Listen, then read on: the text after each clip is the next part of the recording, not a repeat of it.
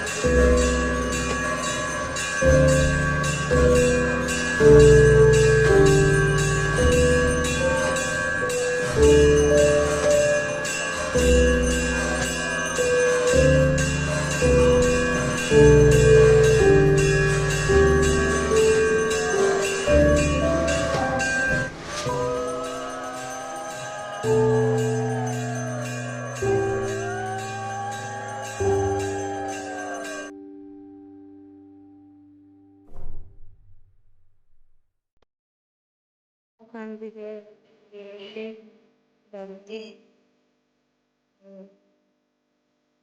আমি দুপুরবেলায় তুলতে ভুলে গেছিলাম গোপালের জন্য ডাল আর সবজি করেছিল।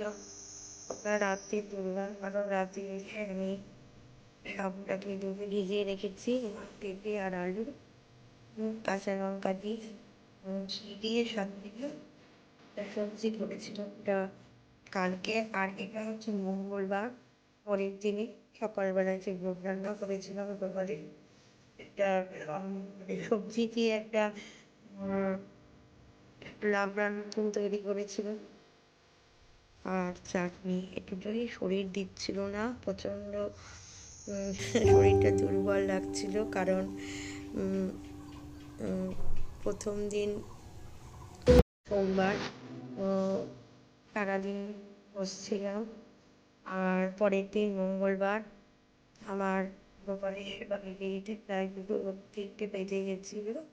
তার জন্যই একটু শরীরটা কাহিল লাগছে, সকালবেলা সেরকম কিছু টাইম পাইনি। একটু চা খেয়েছি, দেখতেই পাচ্ছে বন্ধুরা, মানে কাজ করতেও কষ্ট হচ্ছে। যাই হোক, দেখ তারপরে গোপালের সেবাটাও আজকে ভালো মতো তুলতে পারিনি। গোপালটিকে লোক দিয়েছিলেন, সেটা তো উপোস থাকলে পরের দিন তাড়াতাড়ি খেয়ে নিলে অতটা টায়ার্ড লাগে না। কিন্তু অনেকটা বেলা হয়ে গেছিলো বলে শরীরটা একটু ঝিমিয়ে গেছিলো।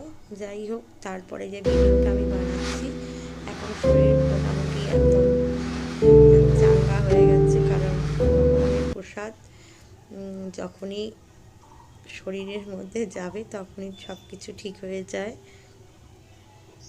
দুদিন ধরে না খাওয়ার জন্য ওরকম একটু দুর্বল হয়ে গেছিলাম। যাই হোক বন্ধুরা, ভগবানের জন্য এই যে আমি যেটুকুই পারি তার সেবা করার চেষ্টা করি। তোমরা দেখছো, এটাই আমার কাছে অনেকখানি পাওনা। তোমাদেরও সকলের মঙ্গল হোক, সকলে ভালো থেকো। আর করেছিলাম চাটনি, ব্যাস এ দুটোই। ভালো থেকো, সুস্থ থেকো, সকলের জীবন আনন্দে ভরে উঠুক।